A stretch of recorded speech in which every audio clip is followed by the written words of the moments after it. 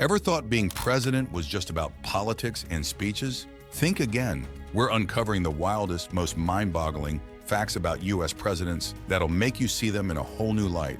From secret decisions made in the face of danger to personal quirks that shaped history, ready for a presidential roller coaster like no other? Let's dive in. Number 1 is Abraham Lincoln, the 16th President of the United States. Now, we all recognize Lincoln for his crucial role in American history, especially for his leadership during the Civil War and his groundbreaking work in abolishing slavery. But here's a lesser-known fact that's both fascinating and, honestly, pretty ironic. Did you know that Lincoln was actually the one who created the Secret Service? And here's the kicker. He established it on April 14, 1865. Yup, that's the exact day he was assassinated. Now hold on, because it gets even more intriguing. The Secret Service, when it was first set up, wasn't even intended to protect the president. Its main job was to tackle counterfeit currency, a big problem at the time. But here's the twist of fate. The agency came into existence just a bit too late to save Lincoln himself. That very night, he was fatally shot by John Wilkes Booth at Ford's Theater. Talk about a tragic irony, right? It's these kinds of historical ironies that really make you think about how events unfold. Lincoln's decision to create the Secret Service, with its original mission far from presidential protection, ended up as a pivotal moment in its history, all on the very day he needed it the most and didn't have it. Number 2 is John F. Kennedy, the 35th President of the United States. Now, JFK is widely known for his charismatic leadership during the nail-biting moments of the Cold War. But did you know about his incredible act of bravery during World War II? It's a story that's not only heroic, but also reveals a lot about his character. JFK was a lieutenant in the Navy, right in the thick of World War II. Things took a dramatic turn when his patrol torpedo boat, PT-109, was rammed and destroyed by a Japanese destroyer. But here's where Kennedy truly shines. Despite being injured himself, he didn't think twice about the danger. He swam, pulling his injured crewmate through the water to safety. And get this, he held the strap of the crewman's life vest in his teeth while he swam. If that's not a display of extraordinary courage and determination, I don't know what is. This incredible incident did more than just save lives. It showcased JFK's leadership qualities in the rawest form. So the next time you hear about John F. Kennedy's time as president, remember this incredible story from his past. It's these layers of history that make our leaders so fascinating. And JFK's story? Well, it's definitely one for the books. Number 3 is James K. Polk. Let's talk about a president who really knew how to get things done. James K. Polk, the 11th President of the United States. Now, Polk isn't always the first name that comes to mind when we think of American presidents, but here's why he should be. This guy was a powerhouse when it came to checking items off his presidential to-do list. He's one of those rare leaders who actually fulfilled every single one of his campaign promises. Pretty impressive, right? During his time in office from 1845 to 1849, Polk was a whirlwind of action. He wasn't just sitting back in the Oval Office, he was making real changes. We're talking major tariff reforms, setting up an independent treasury system, and just expanding the nation's territory to include places like Oregon, California, and New Mexico. His passion for progress didn't just touch a few areas, it reshaped the map of the United States. What stands out about James K. Polk is his laser-focused and decisive leadership style.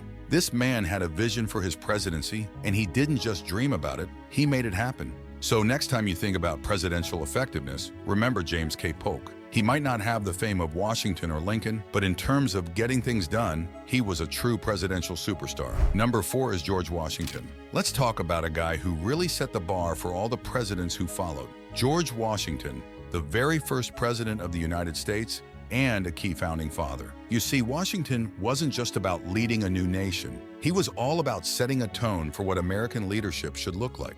And here's a fascinating bit. At a time when it was all the rage in the world to have fancy titles, Washington went in a completely different direction. Imagine this. You're the first president of a brand new country, and everyone's throwing around titles like His Exalted Highness or His Elected Highness. Pretty tempting, right? But not for Washington. He said no thanks ways to all that and chose the title Mr. President. Yep, just Mr. President. Simple, understated, and totally revolutionary for that time. This wasn't just about a title for Washington. It was about making a statement. He was committed to a government of the people, by the people, for the people. So when we call the president Mr. President, it's not just a tradition, it's a reminder of George Washington's vision of a leadership that's grounded, humble, and democratic. Number 5 is Franklin Delano Roosevelt, the 32nd president, is well known for his leadership during tough times like the Great Depression and World War II. But there's a really unexpected twist to how his time as president ended. It happened on April 12, 1945. Roosevelt was doing something pretty normal for a president. He was having his portrait painted. This was during his fourth term, which was already unusual because he was the only president who served more than 2 terms. Now, picture this. He's sitting there, maybe thinking about what's next for the country after the war. Suddenly, out of nowhere, he suffers a cerebral hemorrhage, which is a really serious kind of stroke. And just like that, he passed away. This was a huge shock, not just because he was the president, but also because of how suddenly it happened. And here's something that really makes you think. The portrait he was sitting for? It was never finished. It's still out there unfinished, and it's a really strong reminder of how unexpected Roosevelt's death was. This unfinished portrait is like a symbol of all the things he still wanted to do as president. So when you remember FDR, think about this story. It's not just about what he did as president, but also about how suddenly things can change, even for someone as important as him. Number 6, Thomas Jefferson, the 3rd president and the man behind the Declaration of Independence, had a surprising side to him that you might not know about. He wasn't just about big political ideas. He also had a thing for food, especially a dish we all know and love, macaroni and cheese. Yeah, that's right. One of America's favorite comfort foods was popularized by none other than a founding father. Jefferson's interest in food took him beyond just eating it. He was really curious about different kinds of food during his travels, especially in France. That's where he got hooked on macaroni and cheese.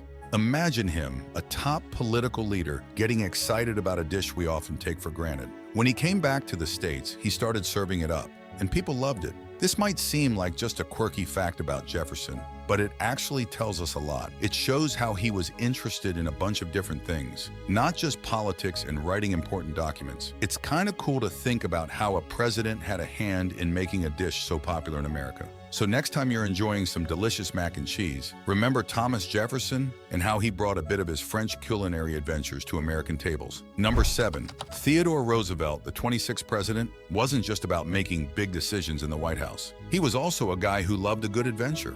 Now here's a story that really shows a different side of him. Picture this. He's in the middle of his presidency, busy with all sorts of important stuff. And what does he decide to do? He goes on a camping trip in Yosemite, just him and the famous naturalist John Muir. No big crowd of advisors or security, just Teddy and the great outdoors. This wasn't your typical presidential getaway. Roosevelt loved nature, and he really cared about keeping it safe and beautiful for everyone. By heading out into the wilderness with just a tent and a campfire, he was making a statement. He was showing people how important it is to protect our natural world. This trip with John Muir wasn't just a break from work. It had a big impact. It helped inspire Roosevelt to create several national parks. That's a huge part of his legacy, and it started with him just wanting to spend some time in nature.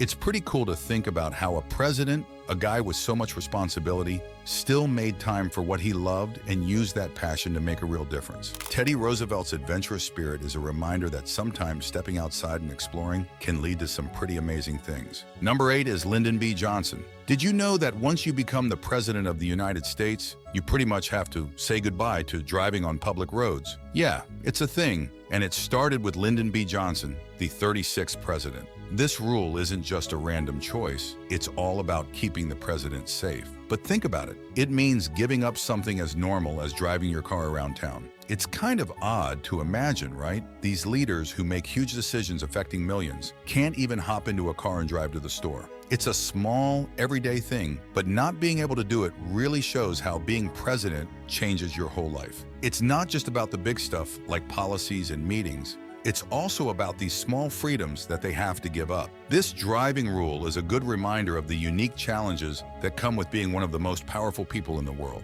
Sure, you get to fly in Air Force One and live in the White House, but you also miss out on some of the simple joys of everyday life. It's a side of the presidential lifestyle we don't often think about, but it's definitely a part of the deal. Number 9 is Gerald Ford, who became the 38th president and had a really unusual path to the White House. Something that's pretty rare in American history.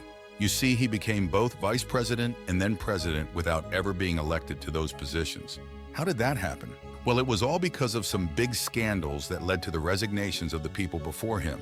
Imagine this. You're a politician, working away, and suddenly you're asked to step up as vice president, and then, not long after, you find yourself becoming the president. That's exactly what happened to Ford. This kind of thing doesn't usually happen in politics, making Ford's journey to the presidency truly one of a kind. Ford's story shows us that sometimes history can take really unexpected turns. His rise to the presidency reminds us that even in the structured world of politics, surprising and unplanned events can lead someone to one of the most important roles in the country. These stories give us a deeper look into what it really means to be the president, beyond the speeches and decision-making. It's a reminder that there's always more to learn about the people who have led our country. Thanks for joining me on this journey through some of the most interesting aspects of American presidential history. Stay curious and keep exploring the fascinating stories that history has to offer.